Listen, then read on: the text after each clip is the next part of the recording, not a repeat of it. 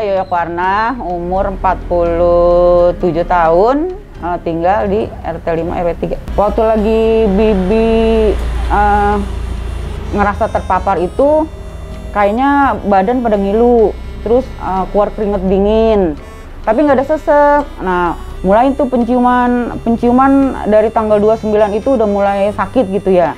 Akhirnya Bibi punya kesimpulan, mau lapor juga dah nih ke puskesmas gitu. Kayaknya Bibi sebagai kader kayaknya kalau diem aja gimana gitu ya, takutnya ntar ada kesalahan juga. Akhirnya Bibi beraniin diri, tanggal 2 itu minta di jadwal swab sama orang puskesmas. Nah, tanggal 4 udah mulai di swab, hasilnya tanggal 9 ternyata positif. Ya mungkin karena berinteraksi sama orang banyak, sama masyarakat gitu ya, selalu sosialisasi 3M ya Bu, jangan lupa gini-gini gitu. Jadi kan kayaknya kita secara nggak langsung ke situ gitu. Tapi terpaparnya di mana itu nggak tahu gitu. Entah itu dari misalnya kayak banyak kan tuh kejadian tuh kayaknya dari suami ke anak ini. Tapi Bibi ngerasa kayaknya nggak tahu itu terpaparnya di mana gitu. Karena kan selama itu juga Bibi ngelihat temen sakit, terus ngelihat saudara meninggal waktu itu juga gitu. Pulang dari situ langsung kayaknya 2 hari kemudian kayak badan ngerasa nggak enak gitu. Waktu itu sih sempat bilang ke orang puskesmasnya gitu ya Bu, saya isolasi mandiri aja di rumah gitu. Kebetulan ya di rumah ada kamar sama ada ruang buat ini kan, kamar mandi terpisah gitu. Tapi pas tengah malam mau di hasil keputusan itu nggak dirujuk ke rumah sakit, ke Wisma Atlet, tahu-tahu saya batuk 1 jam itu nggak berhenti. Penanganan di Wisma Atlet itu alhamdulillah, jadi untuk pasien COVID itu dijamin banget. Dijamin banget, pagi-pagi kita udah dikasih sarapan, siang kita dikasih makan siang, sore ada makan sore juga. Oh gitu. Pokoknya sesama kita pasien COVID di sana kita biasa aja gitu, jadi kayak nggak kita lagi sakit gitu. Makanya jadi kita happy aja. Kegiatan saya selama di Wisma Atlet itu pagi-pagi saya olahraga. Kalau kan banyak tuh ya kerumunan tuh, tapi kadang-kadang saya nggak ikut senamnya, saya cuma muter berapa kali putaran, 3 kali putaran, langsung saya naik lagi ke lantai atas. Saya satu kamar itu bertiga, jadi ada remaja 1, tapi dia beda kamar. Nah, ada ruangan, tempat Bibi itu ada berdua. Oh gitu. Berdua, jadi satu kamar itu ada 3 orang. Pas abis di swab yang tanggal 4 itu juga sebenarnya kan penciuman saya tuh udah normal gitu ya, udah enak badan, cuma karena kita udah perjanjian dirujuk ya kita ikutin. Jadi masyarakat yang udah ngerasa terpapar kayak Bibi gini jangan takut, jangan merasa dikucilkan. Orang yang terpapar COVID itu butuh semangat dari rekan-rekan semua gitu. Tapi Bibi juga waktu lagi pulang dari Wisma Atlet itu ngerasa kayaknya minder gitu ya, kayaknya gimana nih kalau kumpul lagi, apa diterima nggak nih sama teman-teman, sama masyarakat gini-gini. Cuma emang ada sih sebagian teman kayaknya yang menghindar gini-gini gitu. Tapi Bibi ngerasa banyak yang lain lebih banyak yang pada sayang sama Bibi gitu. Terus dari tetangga, dari saudara, itu yang bikin kita jadi ngerasa berguna lagi gitu. Terapan 3M, memakai masker, menjaga jarak, mencuci tangan pakai sabun. Pokoknya karena Bibi ngerasa udah terpapar begini, ya cuma itu aja, kita pakai masker aja dah kalau keluar rumah, selalu pakai masker, selalu menjaga jarak gitu, menghindari kerumunan. Saya di sini memperkenalkan diri saya yang pernah mengalami COVID-19. Nah, nama saya Ibu Haja Nur Laila. Pekerjaan sehari-hari saya seorang kepala sekolah TK Ar-Rahman. Kemudian saya perkenalkan untuk ini suami saya Bapak Haji Rahmat, dan juga yang ini anak saya Muhammad Hazami yang sama-sama pernah mengalami penyakit COVID-19. Kebetulan kalau mau dirujuk, saya kan gini ya, saya bertiga. Oh gitu. Kalau di klaster ya. Udah lebih enak kita di rumah aja deh, nyaman. Anak satu di kamar sana, saya kamar sini, Pak Haji kamar sana gitu ya. Kita bagi tugas udah gitu. Alhamdulillah gitu ya. Alhamdulillah semuanya berjalan dengan lancar dan mudah gitu. Yang pertama memang kita ya ikutin aturan yang ada ya. Seperti jaga jarak, kita pakai masker, kalau habis itu kita cuci tangan. Kayak saya juga sebetulnya semua udah jaga seperti itu. Karena dalam keluarga semua kita nggak nyangka ya seperti itu, ya, kena juga gitu ya.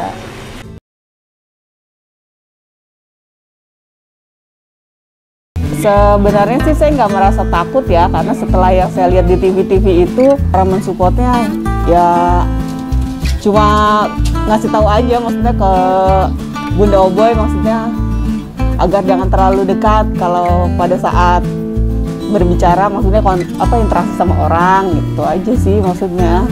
Kan setelah pengalaman dia tuh, ya mungkin karena dia terlalu banyak interaksi sama orang-orang di luaran gitu. Iya, saya sih karena emang kan kakak saya, maksudnya kakak ipar saya, maksudnya jadi saya kan bolak-balik ke rumahnya aja, jadi maksudnya cuma nengokin gimana, udah enakan apa belum. Ya cara mensupportnya ya maksudnya nanya-nanya dia harus banyak minum vitamin lah setelah itunya.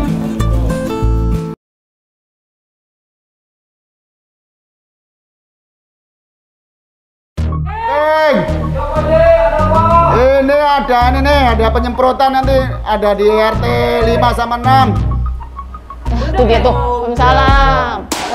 Ya, ini RT 6 sama RT 5 perlu disemprot, geng. Terus kapan, Pak Ji? Ya, nih coba mumpung masih pas terang nih, kondisinya terang begini enak nih, jadi nanti virus-virus bisa mati nih ya. Oh, yaudah kalau gitu saya ngambil alat dulu dah. Ya, siapnya di alat kita semua dah. Ya, siap, Pak Ji.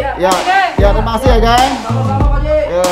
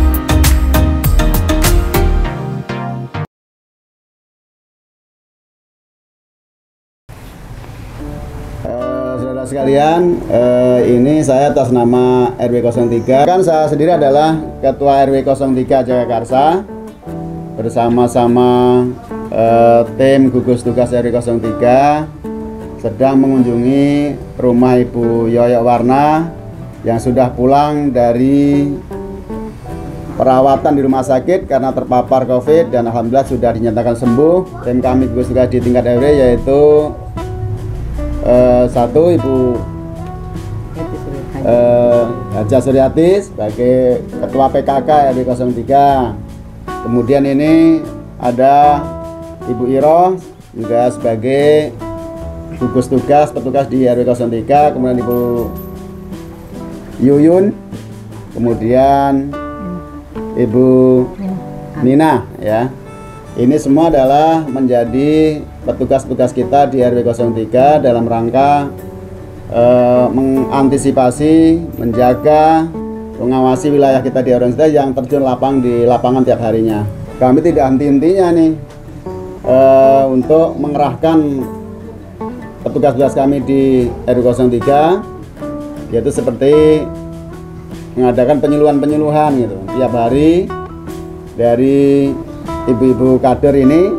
Di samping kader ini juga ada beberapa tugas, karena tidak hanya COVID aja, beliau juga merangkap memberikan peringatan mengenai jentik dan segala macamnya, karena memang sudah campur supaya takut ada demam berdarah juga, apalagi di musim hujan. Cara kami sebagai kader untuk melaksanakan hal ini yaitu dengan cara melaksanakan penyuluhan atau sosialisasi 3M.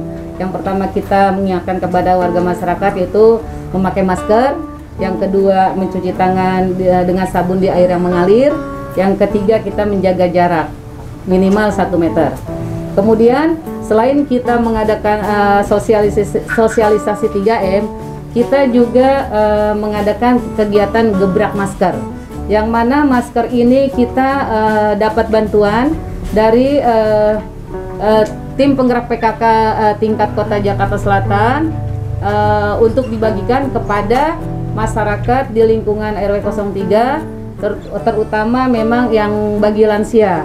Jadi setiap RT kita diberikan masker sesuai dengan jumlah lansia yang ada. Juga kita mengadakan gerakan penyemprotan disinfektan untuk mencegah terjadinya virus corona yang melanda di wilayah Indonesia maupun yang ada di wilayah RW 03 Jakarta. Juga kita mendata di mana setiap RT itu mengadakan pendataan apakah ada warga yang terkena COVID-19 ini di tiap-tiap RT. Nah, itu kita data, tugas kita sebagai kader dengan melaporkan setiap harinya kepada tugas COVID yang ada di RW 03 yang kebetulan memang diketuai oleh Bapak Haji Rubiman sebagai Ketua RW 03. Biasanya memang dari gugus tugas ini sudah tahu lebih dahulu begitu lingkungan, dia biasanya lapor sama petugas gugus tugas. Kemudian gugus tugas ibu-ibu ini lapor ke RW. Kemudian juga kami menghubungi puskesmas gitu. Setelah puskesmas nanti apakah itu dirujuk ke rumah sakit atau nanti bisa isolasi mandiri, nanti dari pihak puskesmas lah yang akan menentukan tindakannya.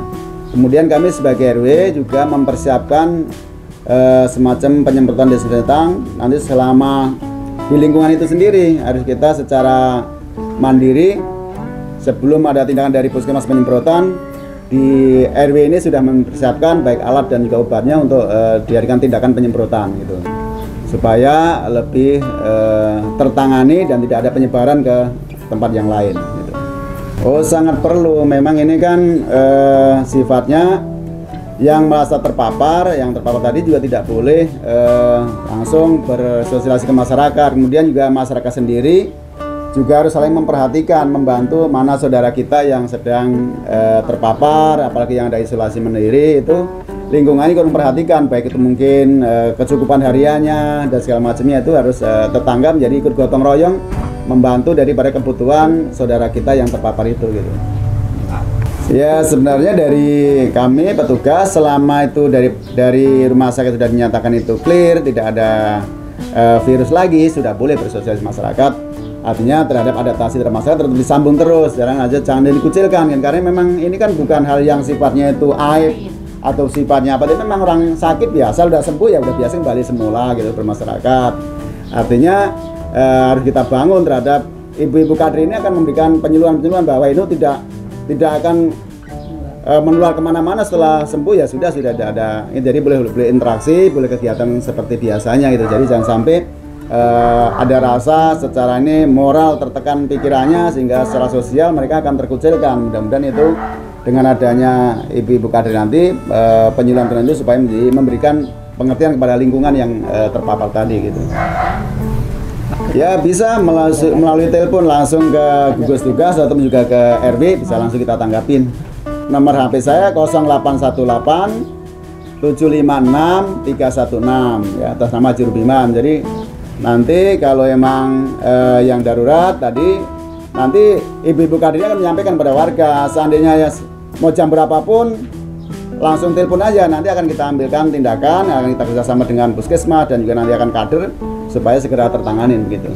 Nah, intinya bagi semua masyarakat RW 03 khususnya, bukan berarti itu bebas kalau misalkan dia udah terkena terus juga bebas sama-sama temannya ngobrol, itu juga mesti dijaga ya. Untuk penularan yang sudah kena itu akan tertular lagi.